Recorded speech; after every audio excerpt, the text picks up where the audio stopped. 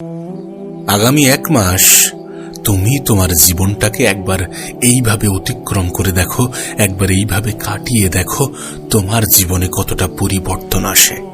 দেখো, আমাদের মনে একটা ইচ্ছা তো সবসময়ই জাগে, আমরা পরিবর্তন তো হতে চাই। প্রতিনিয়ত আমরা ভাবি কাল থেকে পরিবর্তন হয়ে যাব, কিন্তু কাল কখনো আসে না। আর কালের দোহাই দিতে দিতে আমরা নিজেরাই নিজেদেরকে যে কত বড় ধোঁকা দিচ্ছি, কত সময় ধরে ধোঁকা দিচ্ছি, তার কোনো আইডিয়া নেই। পরিবর্তন তো প্রত্যেকটা মানুষই হতে চাই, কিন্তু স্টেপ নিতে চায় না, পদক্ষেপ নিতে চায় না। আর নিলে সেটা অনেক বড় করে ফেলে। মনে করে যে 1 বছর আমি এইভাবে সময় কাটাবো, 3 বছর আমি এইভাবে সময় কাটাবো, 1 বছর ধরে আমি এটা করব, 3 বছর ধরে এটা করব। 1 বছর 3 বছর নয়, তুমি আগামী 1 মাস নিজের জীবনটাকে এইভাবে কাটিয়ে দেখো, দেন দেখবে তোমার আগামী জীবনটা আস্তে আস্তে সুন্দর হতে শুরু করেছে। তুমি জানো আমাদের সব থেকে বড় শত্রু কি? আমাদের মন। হ্যাঁ, আমাদের মন। যদি তুমি সত্যি লাইফে কিছু করতে চাও এবং দ্রুত কিছু করতে চাও, তাহলে মনের বিরুদ্ধে যেতে হবে। মনের বিরুদ্ধে যেতে হবে, কারণ মন সবসময় বলবে না যে তুমি কাজ করো, মন সবসময় বলবে না যে তুমি মেহনত করো, তুমি পরিশ্রম করো। মন তো সবসময় আরাম খোঁজে, আমাদের শরীর তো সবসময় আরাম খোঁজে। কখন একটু আরাম পাওয়া যাবে, কখন একটু শান্তি পাওয়া যাবে, কখন একটু সোশ্যাল মিডিয়াতে স্ক্রলিং করব, কখন একটু অবসর সময় কাটাবো। একটু কাজ করতে না করতে আমাদের শরীর যতটা না ক্লান্ত হয়ে পড়ে, তার থেকে অনেক বেশি ক্লান্ত হয়ে পড়ে আমাদের মন। কারণ আমরা আমাদের অতীতের জীবনটাকে এত বাজেভাবে কাটিয়েছি যে সময় নষ্ট করাটাই আমাদের অভ্যাসে পরিণত হয়ে গিয়েছে। আর সময় যে কতটা গুরুত্বপূর্ণ সেটা আমাদের মন মস্তিষ্ক থেকে উঠে গিয়েছে। বিলিভ মি, যদি তুমি সত্যি দ্রুত কিছু করতে চাও, তাহলে মনের বিরুদ্ধে যেতে হবে। মন তো আরাম চাইবে, মন তো শান্তি চাইবে, মন তো চাইবে কোনো কাজ না করতে, মন তো চাইবে ইনস্টাগ্রাম খুলে বসে থাকতে, মন তো চাইবে সময়ের অপচয় করতে, মন তো চাইবে কোথাও ঘুরে আসি এমনটা বলতে। কিন্তু মনের বিরুদ্ধে গিয়ে কাজ করতে হবে। কখনো কখনো এমনটা মনে হয় না যে কাজ করতে ভালো লাগছে না, তখন আরো বেশি করে কাজ করতে হবে। স্টিভ গগিন্স বলে একজন ব্যক্তি আছেন, যিনি তার লাইফে এতটা ডিসিপ্লিন মেনটেন করেন। এই ব্যক্তি তার লাইফে এত সুন্দরভাবে নিজের ডিসিপ্লিনকে তৈরি করে রেখেছেন, যেটা ধারণার বাইরে। স্টিভ গগিন্স প্রত্যেকদিন 10 কিলোমিটার করে দৌড়ায়। তো স্টিভ গগিন্সের মনে যখন কোনো নেগেটিভ থট আসে, যখন তার মনে হয় যে আজ একটু বিশ্রাম নিই, আজ দৌড়াতে যাব না, সেই দিন সে 20 কিলোমিটারে দৌড়ায়।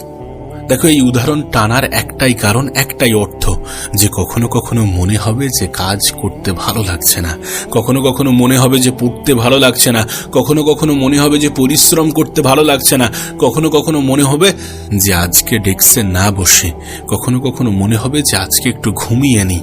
তখন নিজেকে আরো বেশি করে পুশ করতে হবে। আমাদের মস্তিষ্কের পজিটিভ ধারণা, আমাদের মনের জোরের এতটা ক্ষমতা যে এটা সায়েন্সকেও ভুল প্রমাণ করে দিতে পারে, ঠিক যেমনটা মৌমাছি করে। মৌমাছির যে ওয়েট, যে ওজন, এটা কিন্তু এটার প্রমাণ দেয় যে সে কখনো উঠতে পারবে না। বিজ্ঞানের মত অনুসারে মৌমাছি কখনোই উঠতে পারবে না, কখনোই তার দ্বারা ওড়া সম্ভব নয়, কিন্তু আমরা প্রত্যেক দিন মৌমাছিকে উঠতে দেখি। তো সবসময় সবকিছু লজিক্যালি হবে বিষয়টা এমন নয়। তুমি যদি চাও তো অনেক কিছু হওয়া সম্ভব, তুমি যদি চাও তো অনেক কিছু পরিবর্তন করা সম্ভব। আর 1 মাস নিজের জীবনে কিছু অভ্যাসকে ডেভেলপ করে দেখো, কিছু বাজে জিনিসকে ছেড়ে দিয়ে দেখো, দেখবা তোমার জীবনে এমনিতেই রেজাল্ট আসতে শুরু করেছে। আর যখন রেজাল্ট আসতে শুরু করবে না, তখন বিশ্বাস করো কোনো মোটিভেশনের প্রয়োজন পড়ে না, কোনো কিছুর প্রয়োজন পড়ে না। তখন এমনি থেকেই তুমি আরো বেশি কাজ করতে শুরু করবে, আরো বেশি আগ্রহী হয়ে উঠবে, আরো বেশি কাজে মন লাগবে। তখন আর তোমাকে বলতে হবে না, তখন হয়তোবা মনের বিরুদ্ধে যেতে হবে না। মনে রেখো, ডিস্ট্রাকশন প্রত্যেকটা মানুষের জীবনেই আছে। প্রত্যেকটা মানুষই ফাঁকি দিতে চাই, প্রত্যেকটা মানুষই লাইফে ডিস্ট্র্যাক্ট হয়। কিন্তু বিষয় হচ্ছে এটা যে তুমি কত দ্রুত ফিরে আসছো। আচ্ছা ঠিক আছে, সময়ের অপচয় করে ফেলেছো, আধা ঘন্টা সময় নষ্ট করে ফেলেছো, তার মানে এটা নয় যে ওই আধা ঘন্টার জন্য সম্পূর্ণ দিনটাকে নষ্ট করবে। আধা ঘন্টা গিয়েছে গিয়েছে, এখনো দিনের অনেক সময় আছে। ফিরে আসো, কাজে বসো, মন লাগাও, যেটা করতে চাও সেটা করো। মনে রেখো, সময়ের দিকে খেয়াল করে দেখো, সময় কিন্তু থেমে নেই। তুমি কেন থেমে যাবে? তুমি কেন হেরে যাবে? তুমি জানো এখানে অলস ব্যক্তিদেরকে গুরুত্ব দেওয়া হয় না, সম্মান করা হয় না। পরিশ্রম করতেই হবে। যদি তুমি সফল হতে চাও, পরিশ্রম করতেই হবে। যদি তুমি সুন্দর জীবন চাও, পরিশ্রম করতেই হবে। হ্যাঁ, স্মার্টলি কাজ করতে হবে। প্রত্যেকটা পদক্ষেপে স্মার্টলি ওঠাতে হবে। দেখো, ঠিক আছে, তোমার লক্ষ্য বড়, তোমার স্বপ্ন বড়, কিন্তু এখন নিজেকে শুধুমাত্র 1 মাসের জন্য প্রস্তুত করো। শুধুমাত্র 1 মাসের জন্য নিজের মধ্যে পরিবর্তন আনো, নিজের চিন্তা ভাবনার মধ্যে পরিবর্তন আনো, কারণ পরিবর্তনই পারে তোমার জীবনটাকে বদলাতে। অভ্যাস পরিবর্তন না হলে জীবন পরিবর্তন ঘটে না। প্রথমত নিজের অভ্যাসে পরিবর্তন আনতে হবে। তুমি দেখো, মনই কিন্তু আমাদেরকে মিথ্যার প্রতিশ্রুতি দেয়। আমাদের নেগেটিভ জিনিসগুলোর মধ্যে পজিটিভ খুঁজতে সাহায্য করে। আমাদেরকে বলে যে এটা করলে এটা হবে, এটা করলে এটা হবে। তার ক্ষতিকারক দিকগুলোকে দূরে রেখে আমাদেরকে সময় অপচয় করতে, সময়কে হেলাই হারাতে, নেগেটিভ জিনিসের দিকে আকৃষ্ট করতে সাহায্য করে। তাই মনকে বুঝতে হবে। প্রথম কাজই হচ্ছে মনকে বোঝা, আর মনকে বোঝা মানে নিজেকে চেনা। আর নিজেকে চেনা মানে নিজের মধ্যে পরিবর্তন আনতে খুব বেশি সময় লাগবে না। প্রথম 2-1 দিনের মধ্যে তোমার কাজ হচ্ছে নিজের নেগেটিভ জিনিসগুলোকে সাইড করা। দরকার হয় প্রয়োজনে সেটাকে খাতায় লেখা, যে কোনগুলো আমার জন্য গুরুত্বপূর্ণ নয় সেগুলো লেখো। দেন সেগুলোকে নিজের জীবন থেকে এলিমিনেট করে দাও। আবার একবার নিজের খাতায় লেখো যে কোনগুলো আমার জন্য প্রয়োজনীয় এবং কোনগুলো আমার জন্য সব থেকে বেশি প্রয়োজনীয়। সেগুলোকে খাতায় লেখো এবং সেগুলোকে নিজের সামনে বা কোনো দেয়ালে চিপকে দাও এবং সেটার উপরে কাজ করতে শুরু করো। সেগুলোকেই বেশি গুরুত্ব দিতে শুরু করো। তোমার জীবন পরিবর্তন হতে বাধ্য যদি তুমি চাও। যদি তুমি তোমার আগামী 1 মাস ডাইনে বামে না তাকিয়ে, অন্যদের কথাই গুরুত্ব না দিয়ে শুধুমাত্র নিজের উপরে কাজ করে যাও, শুধুমাত্র নিজের কাজকে সব থেকে বেশি প্রায়োরিটি দাও। এরপর যখন তুমি তোমার মনকে বুঝে যাবে না, তখন তোমার দ্বিতীয় স্টেপ হবে সেই মনটাকে পরিবর্তন করা। যখনই তোমার ইচ্ছা করছে যে না, আজ একটু বিশ্রাম নিই, আজ একটু ঘুমিয়ে নিই, তখনই নিজেকে বোঝাও যে এটা করে আমার আলটিমেট কোনো লাভ হবে না। আজকের ঘুম হয়তোবা কালকে আমার অতিরিক্ত পরিশ্রমের কারণ হতে পারে। আর তখন হয়তোবা সময় সাথ দিলেও বয়স সাথ দেবে না। আর সত্যি এটা বাস্তব, একটা সময় পরে না আমাদের বয়স কিন্তু আমাদেরকে সাথ দেবে না। আমি জানি না তোমার বয়স কত, কিন্তু বিশ্বাস করো এটাই তোমার জন্য গুরুত্বপূর্ণ সময়। কারণ সময়ের সাথে সাথে বয়স বৃদ্ধি পাবে, আর একটা নির্দিষ্ট সময় অতিক্রম করার পরে তখন আর সুযোগ থাকবে না। তখন হয়তোবা অনেক কিছু করার ইচ্ছা হবে, হয়তোবা লাইফের পিছনের অনেক জিনিস নিয়ে আফসোস হবে যে কাশ যদি আমি এটাকে পরিবর্তন করতে পারতাম, কাশ যদি সেই সময়টাকে আমি কাজে লাগাতাম। এই কাশ শব্দটার মধ্যেই দুঃখ লুকিয়ে থাকে, মানুষের হতাশা লুকিয়ে থাকে। যাতে তোমার জীবনে এমনটা না আসে, সেই জন্য এখন থেকেই নিজেকে পরিবর্তন করতে শুরু করো, নিজের উপরে কাজ করতে শুরু করো, নিজেকে বিলিভ করতে শুরু করো। বিলিভ ইন ইয়োর সেলফ, নিজেকে বিশ্বাস করো। আমাদের তো ইচ্ছা হয় যে জীবনটাকে সুন্দর করব, আমাদের তো ইচ্ছা হয় যে মানুষ আমাদেরকে শ্রদ্ধা করবে, সম্মান করবে, ভালোবাসবে। ইচ্ছা হওয়াটাও কি যথেষ্ট? শুধুমাত্র ইচ্ছা হলো আর হয়ে গেল? বিষয়টা তো এমন নয়। স্টেপ তো নিতে হবে, পদক্ষেপ তো নিতে হবে। এ পৃথিবীতে হাজারো মানুষ আছে, কোটি কোটি মানুষ আছে যাদের মন মস্তিষ্কে পরিকল্পনার কোনো অভাব নেই, কিন্তু শুধুমাত্র পদক্ষেপ না নেওয়ার কারণে কত পরিকল্পনা যে মাটি চাপা পড়ে গিয়েছে তা তোমাকে বলে বোঝানো সম্ভব নয়। পরিকল্পনা করাটা যথেষ্ট নয়, পরিকল্পনা প্রত্যেকটা মানুষই করছে। পরিশ্রম করাটা প্রয়োজনীয়, পরিশ্রমে বিশ্বাস রাখাটা প্রয়োজনীয়। আমরা হয়তোবা অনেক সহজে ভাগ্যের দোহাই দিয়ে হাত গুটিয়ে বসে থাকি। আমরা হয়তোবা অনেক সহজে বলে দিই যে ভাগ্যে যেটা আছে সেটাই হবে। ভাগ্যে কি আছে তুমি কি সেটা জেনে বসে আছো? তাহলে কেন ভাগ্যের দোহাই দিয়ে বসে থাকবে? ভাগ্যের দোহাই দিয়ে হাত গুটিয়ে বসে থাকা মানে সেই নিজের মনের ফাঁদেই পড়া। ভাগ্যের দোহাই দেওয়া উচিত নয়। যে উপরওয়ালার উপরে বিশ্বাস রেখে তুমি ভাগ্যের দোহাই দাও, সেই উপরওয়ালা পরিশ্রমী ব্যক্তিদেরকে সব থেকে বেশি পছন্দ করেন। তাহলে কেন তুমি পরিশ্রম করবে না? সেই উপরওয়ালাই তো অলস ব্যক্তিদেরকে অপছন্দ করেন। তাহলে কেন তুমি অলসতাকে নিজের জীবনের অংশ বানাবে?